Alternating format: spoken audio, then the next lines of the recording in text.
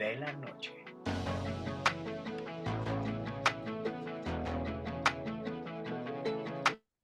Muy, pero muy buenas noches, queridos amigos. Estamos en Gospel Night, el Evangelio de la Noche. Y qué rico estar de nuevo con ustedes. De verdad, es algo maravilloso. Y ustedes pues se preguntarán, oye, pero hace rato que no enviabas uno de estos.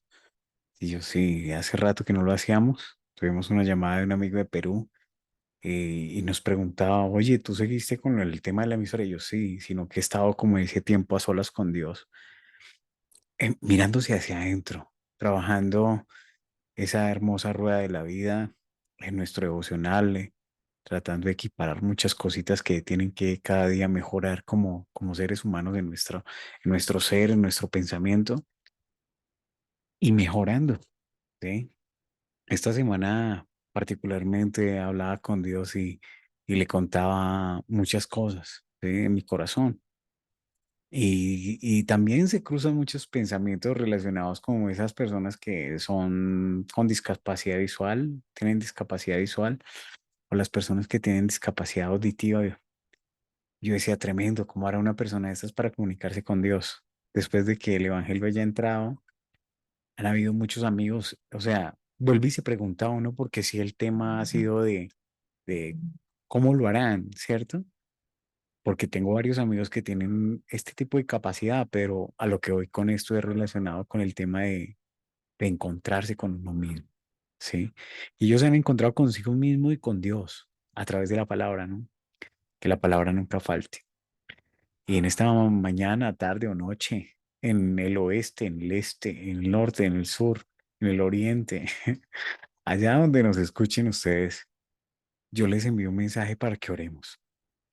Y es a través de la oración. Yo creo que un vínculo que nos ha dejado nuestro Señor Jesucristo y un gran ejemplo es la oración. Y, y esas personas, yo felicito a las personas que se levantan desde 3 4 5 de la mañana a orar sin cesar. Eso es algo poderoso. Vamos a orar en esta noche, tarde o mañana, donde usted me escuche. Y digámosle a Dios, Padre, gracias. Gracias por lo que tú has hecho en mi vida. Gracias porque tú me has perdonado. Gracias porque tú me santificas a través de tu sangre preciosa. Gracias porque tú me redarguyes, porque tú me corriges, porque tú me instruyes, porque tú cada día, cada mañana, cada tarde me guías a toda verdad, porque es tu espíritu el que nos lo enseña, Señor. Gracias, muchas gracias por lo que has hecho. Gracias porque cada día, Señor, nos enfocas cada día más en conocerte, a entenderte, a comprenderte, a santificarnos en tu verdad, porque tu palabra es verdad. Te adoramos y te bendecimos. Te glorificamos, Señor, por lo que tú eres. Bendito es tu santo nombre. Gracias en el nombre de Jesús de Nazaret. Amén. Bueno, hoy casualmente yo quiero leerles algo que hicimos bueno, mis apuntes de devocional y tocábamos el tema del libro de Samuel. Segunda de Samuel, capítulo 13 del 15 al 29 es algo que estamos trabajando acá en casa. Y, y en ese segunda de Samuel, capítulo 13 nos muestra unos personajes muy, muy, muy ilustres, ¿sí? En el tiempo del reinado de nuestro rey David, ¿sí? 1000 años antes de Cristo, estábamos viendo cómo empezó una guerra. Había un campo de batalla, pero el campo de batalla era la mente, ¿sí? Y en ese momento de la historia no era una guerra contra los amonitas, contra los filisteos, contra los cananeos, sino el campo de batalla era esa casa de David, ¿sí? Cada templo que significaban las personas, y hoy lo vemos a través de un templo por lo que ha hecho Jesucristo en nuestras vidas, pero hay una guerra, y esta casa parece ser que está dividida. Y tocando este tema, se da cuenta uno que Jesucristo habló del lugar dividido y él mostraba que una casa dividida no prevalecería.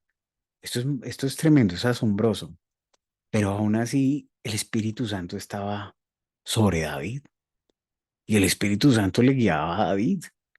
Ustedes dirán, pero es que el Espíritu Santo reposaba sobre ciertas personas. Y claro está que pudo haber sido entristecido. Y claro está que se pudo haber acongojado por la situación que vivió David con Betsabé, los temas que fueron juzgados a nombre de David, por el asesinato de ese hombre Urías, que era un real guerrero en las manos del ejército de Joab.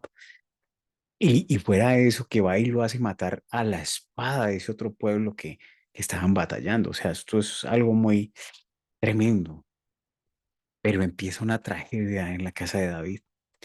Y esa tragedia yo sé que usted la ha leído varias veces, muchas veces la ha leído, pero me refiero a esa tragedia de lo que está aconteciendo allí, de lo que el profeta Natán vino a narrarle a David cuando él le dijo y les puso el caso de aquel rico y aquel pobre que tenía una corderita y aquel rico que tenía muchas cosas y mucha prosperidad.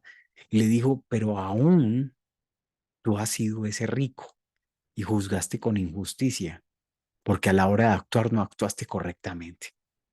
Vea que a veces nosotros como hombres siempre tendemos a juzgar las cosas frente a nuestra percepción, pero no sabemos a veces que nos estamos mirando a un espejo y prácticamente estaríamos hablando de nosotros mismos sobre las cosas que estamos cometiendo, nuestros propios errores.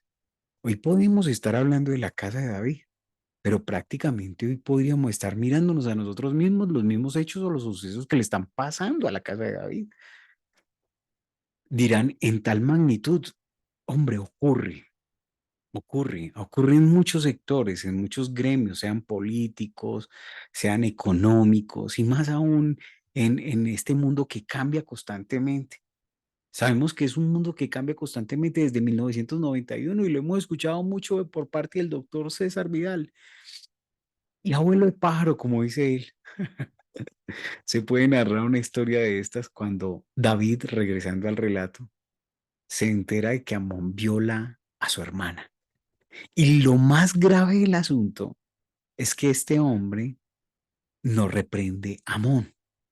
Pero capítulos atrás, en Primera de Samuel, vimos como el sacerdocio de Leví fue destruido por causa de la falta de reprensión del sacerdote Leví ante quienes, ante sus hijos, ante el pueblo de Israel. Entonces, ustedes pueden ver configurado aquí algo, inclusive el propósito de Dios al levantar a Samuel, y toda esta narrativa está allí en el libro de Samuel, primera y segunda, es donde empieza Dios a hacer un cambio y una transformación tanto del sacerdocio como del gobierno. Estamos en un mundo que cambia y prácticamente yo sé que muchas personas y muchos hombres y mujeres en el mundo están clamando, no solo por misericordia, no solo por gracia, no solo por más amor, no solo por más fe, no solo por más paciencia, no solo por la economía, no solo por la familia, sino por la salvación.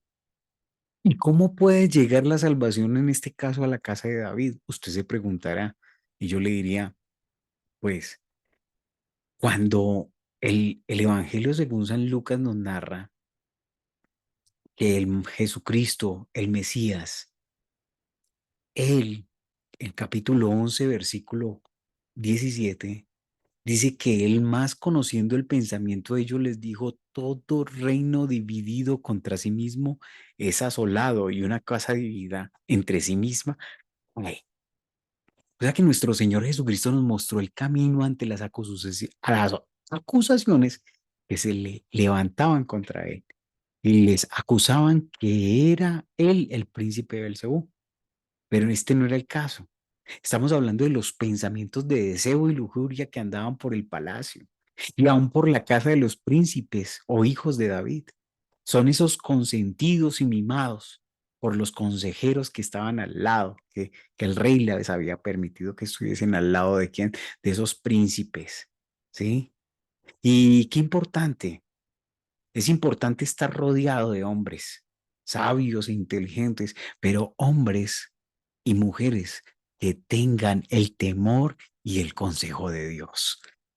Porque uno tiene que estar rodeado de hombres de oración, hombres de ayuno, hombres de valor, que cuando aconsejen sean verdaderos mentores.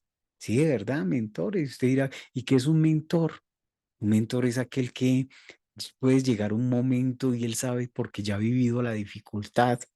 Veamos a Jesucristo, que nos decía, no teman, pues yo he vencido el mundo, ¿cierto? No teman, yo he vencido el mundo, yo he vencido la muerte, no teman. Y paulatinamente nuestro Señor Jesucristo nos ha enseñado muchas cosas a través de este recorrido. Es un recorderis que nos lleva a encontrarnos con esa santidad de Dios, una santidad que es buena, agradable y perfecta.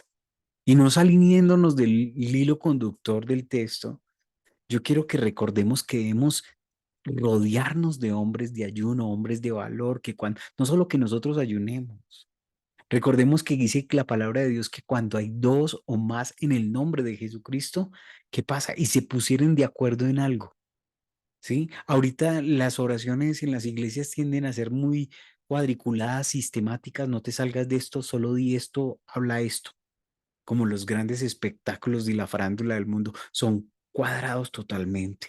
Y yo no digo que eso esté mal, pero también hay libertad en el espíritu y que no se vuelva eso una forma o una escapatoria para salirnos con una irresponsabilidad en un altar. No. Por eso hay que ver que si nos rodeamos de personas que nos aconsejen, que sean verdaderos mentores con su semilla en el momento que deben ser, debemos guardarnos de aquellos hombres malos consejeros, porque sabemos que aquellas pequeñas zorras que nos pueden tirar pueden dañar los buenos viñedos. En el caso de Amón, él no ha actuado conforme a la ley, porque la hija de David le citó la ley y le hablaba al salmista en los Salmos 119, 92 al 100, si tu ley no hubiese sido mi delicia, ya en mi aflicción hubiera perecido. Nunca jamás me olvidaré de tus mandamientos porque con ellos me has vivificado. Qué tremendo, ¿cierto? A David le tocó vivir sus malas decisiones, dando a qué, dando a entender que él había cometido una falencia y una falencia muy grave, una falencia demasiado frágil, delicada.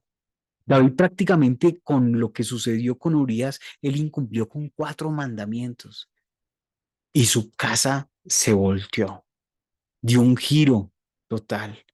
La bendición del Mesías pudiese que no hubiera dejado de llegar.